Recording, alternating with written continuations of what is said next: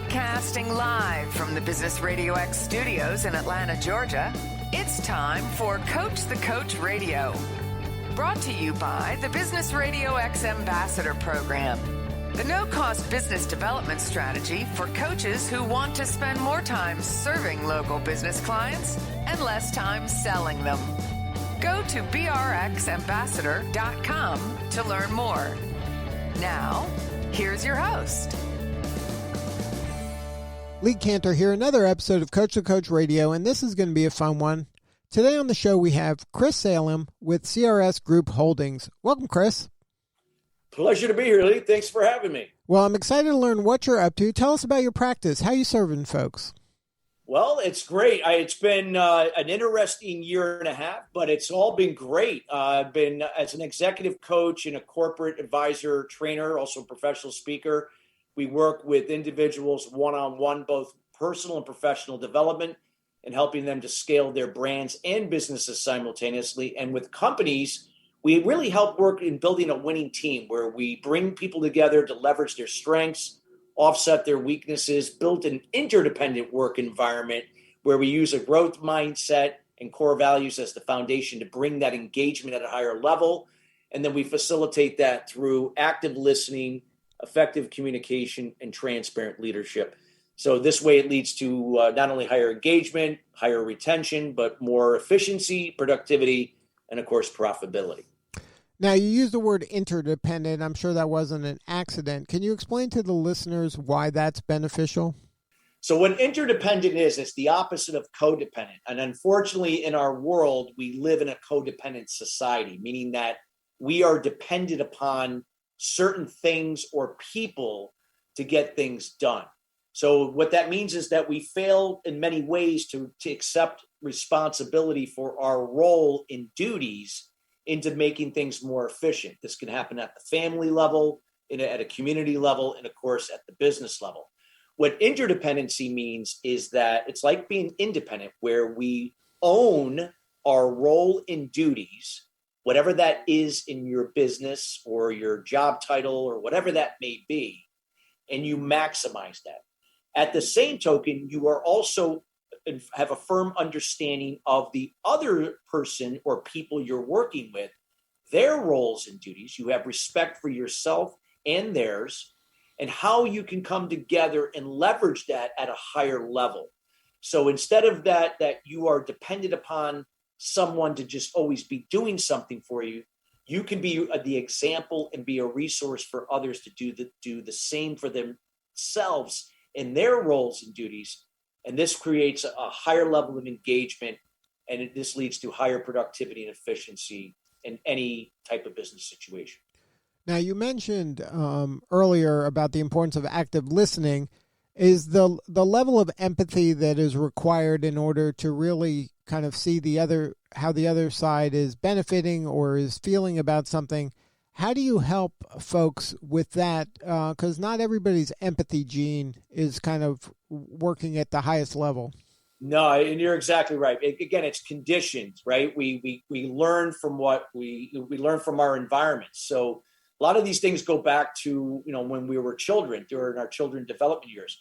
The reason why I know it was because I grew up in a codependent home, and I learned being in a codependent home, I became a perfectionist. I also became passive and aggressive because of my own limiting beliefs. These limiting beliefs that went back to that disconnect with my father that wasn't usually present in my life.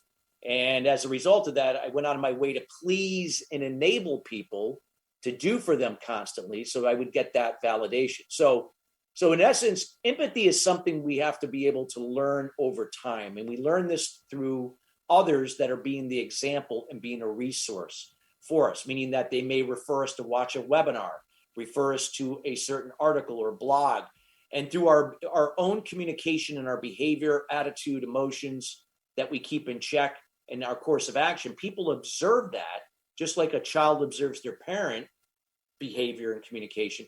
And when we begin to make those shifts over time. So empathy is being an example and being a resource for others to do the same for themselves, not pleasing and enabling someone. So empathy is something that we have to learn over time.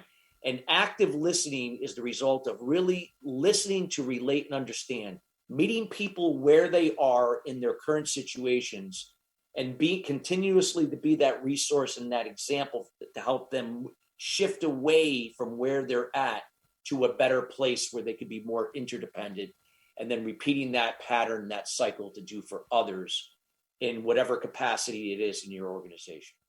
Now, can you talk about your backstory a little bit? You've mentioned some kind of aspects of it earlier, but how did you kind of build this methodology and this philosophy? It sounds like you have some scar tissue that helped that, but can you share a little bit about your journey to going from your role probably as a corporate or a business person to now coaching others?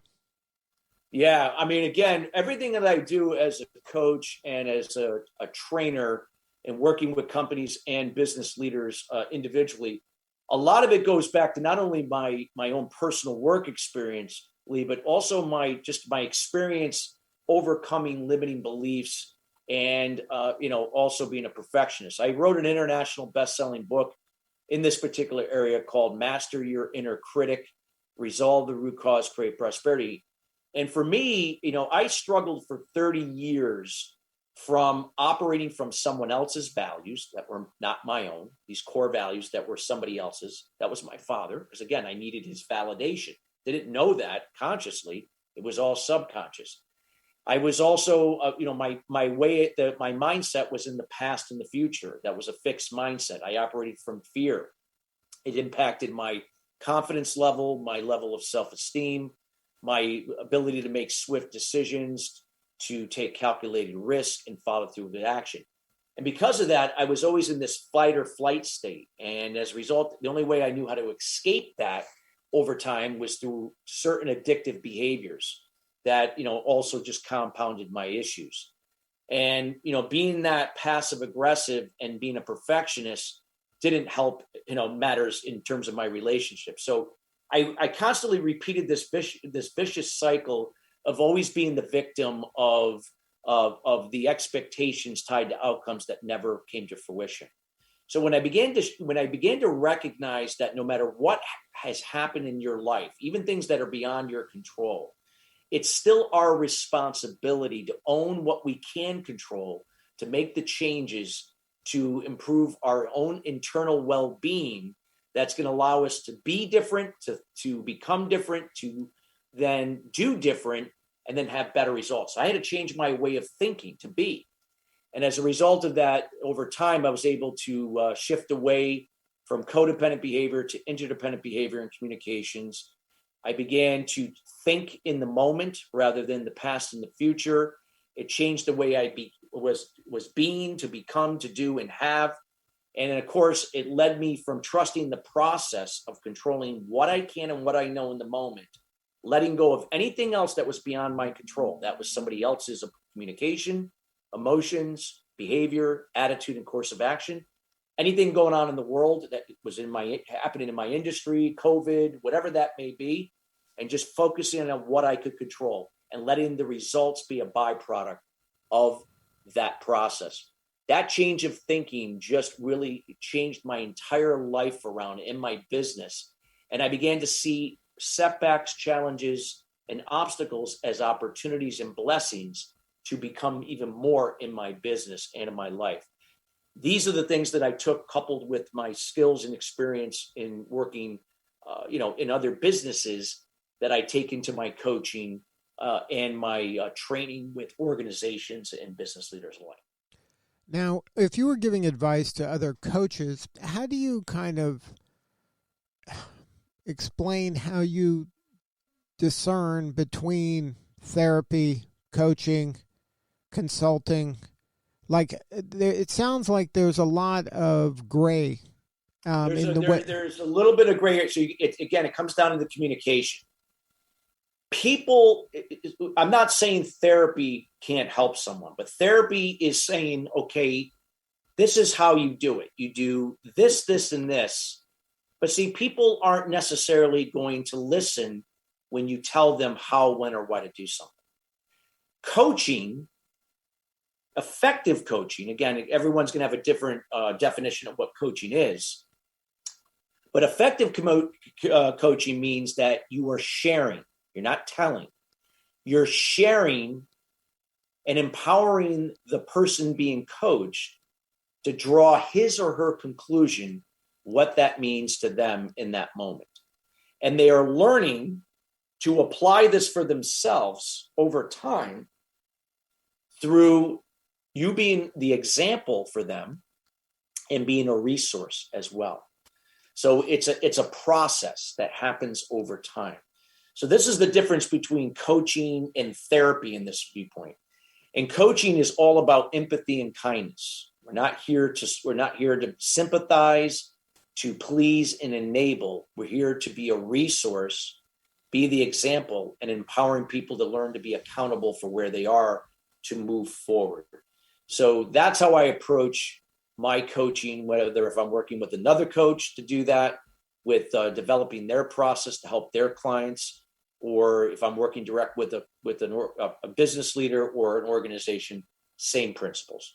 It's everything that we've shared here. Now, having been in this business for a minute, can you share a little bit of how maybe the mindset of business leaders have evolved when it comes to coaching? At one point, coaching has been for a handful of people at the highest levels, or maybe it was to fix somebody or thought to fix somebody that was having problems, but they were considered a high potential. Can you talk, has it come to the point where coaching is now not nice to have, but almost a must-have in growth-minded organizations? I think it's imperative that coaching should be part of, whether if you're an individual or a business. I find that the organizations and people that have coaches that, again, are the example and a resource for them to grow are the ones that not only expand their personal lives and businesses to be the example, not and a resource for others, but it just helps them to achieve everything that they've aspired to do. We can't necessarily do everything alone, but yet it's still our responsibility to make that happen, but using the resources and systems and people that can help us to do that. And when we can learn to expand the way we think and to be more open, more transparent, and knowing that that you don't have to be right in every situation. This is where we begin to learn and grow, and how we, again, think differently, to be different, to become, to do and have different and better results. So, it's also learning, to have that consistency with developing a personal success foundation, having a set of daily disciplines and habits that are going to help, not only change your way of thinking, but sustain it over time. Because just like with anything, you do something more than 10,000 hours every day, you're going to get better at it. And these are the things that are going to help build that foundation that help, sustain your personal success and as well as your business. Now, I don't have any data to support this, but I would imagine, especially nowadays when we're going to a more remote work environment, that having coaching as part of the culture of the organization would lead to organizations and people having kind of just a more productive kind of work environment that's helping everybody achieve what they have to achieve, and also to help them get through something so they don't feel like they're in an island where, when you're remote, you're not kind of having these serendipitous collisions that you might have in an office environment. But if you knew there was some thread of a coach that is helping people and trying to help you become the best you, I think you're going to have more loyalty to that organization and also probably perform at a higher level. No doubt about it, Lee. It's so imperative, again, whether if it's virtual or in person. A great coach understands that being the example and being a resource is to help another business leader, regardless of title, to become a coach within themselves, to be that example and resource for others. So it is teaching others to become coaches in their own way, for others to then become coaches and then do the same and repeat that cycle. So coaching is an effective form of leadership. I mean, even to this day, that's actually a leadership style. And many companies and organizations and individuals that are opening up are beginning to adopt that type of style. Sometimes it can be coupled with servant leadership and so on. And servant leadership isn't about just going out of your way to please others first. No, because we don't want to please anybody. We have to serve ourselves. You're filling up your cup, so then you can then spill that over to others to do the same for themselves. So coaching is an effective way to help others become coaches in some capacity, to keep creating more coaches, and it just keeps spreading the magic along the way. And I think every organization should have a coaching program that's ongoing, that's going to help create, in this case, higher retention, and that's going to lead to higher engagement, creating more interdependency, which will lead to higher production efficiency and, of course, profitability long term. Now, can you share a story? Maybe you work with somebody and explain the challenge they were having, and that how you were able to intervene and help them get to a new level. Obviously, don't name the name of the company or anything like that, but explain the kind of the challenge that they were facing, and then how the actions you took, and then where they ended up. Absolutely. Well, there was an organization that was in the healthcare space, and this was about, a company of about 3,000 people. And we began, at the time, the person that I was working with was already bought into this process. This is a person that had a strong discipline and a strong foundation of his own back to his military days. And as a result of that, we began to work with their management team, because at the time there was a disconnect. There was miscommunication, very little engagement. There was a conflict that was brewing at various levels in different departments because of this lack of communication and lack of leadership. It was heavily codependent, by the way. And as a result of that, we had to start with one business unit at a time, starting with the management. And as we began to work with the management over time, we began to see the changes personally at that level. See, nothing will change unless somebody can personally experience it for him or herself. And as we began to do that, and they began to see these personal changes, this began to reflect in their communication. They began to not base their communication on assumption and speculation and being judgmental and biased. They began to learn how to relate, to listen, to relate, and understand versus respond. And as a result of that, that began to change the way people perceived things and what was being said through that communication and through that change in behavior. And they began to make those changes. So we began to see these changes happen in small doses, and that we began to spread this from one business unit then to another and another and another, where they began to see those changes. And as a result, we had KPIs, key performance indicators, that were in place to measure these changes, but also reflect how this was showing up in productivity, retention, and profitability. And as a result, they began to see those changes over time and began to see the benefits of investing in this process over time. Because again, this doesn't happen overnight. It's like, you have to undo things you've been doing all of your life, both personally and professionally, then to kind of rewire or reprogram the way you think, then to become, to do, to have. And this is, as it has a ripple effect, that's when you begin to see the changes and the results as a part of it. Now, in your work, do you have a niche that you specialize in an industry, or is your work kind of industry agnostic? It's industry agnostic, but I tend to work with a lot of CPA firms because we have those issues. That could be law firms, that could be physician facilities like DSOs, dental offices, and of course, small to mid-sized corporations where when you have about 3,000 employees or less, those are very manageable. Now, when I've worked with a Fortune 500 company in this area, there's going to be usually more layers, more red tape, and a lot of times, we may work with one business unit, but to kind of do an entire company would be a daunting task. I mean, I would have to bring in a huge team of people to do that, almost like the McKinseys of the world, but they're the consultants. But at this level, I've had great success with small to mid-sized companies, right down to small businesses, where we've been able to make those changes over time that committed to the process. Well, Chris, thank you so much for sharing your story today. If somebody wants to learn more, what is the website? My website is Salem, one word. That's ChristopherSalem.com. Feel free to reach out there. You could also reach me on email at chris@ChristopherSalem.com, or feel free to connect with me on LinkedIn. I'd love to get to know you and learn about you and your business.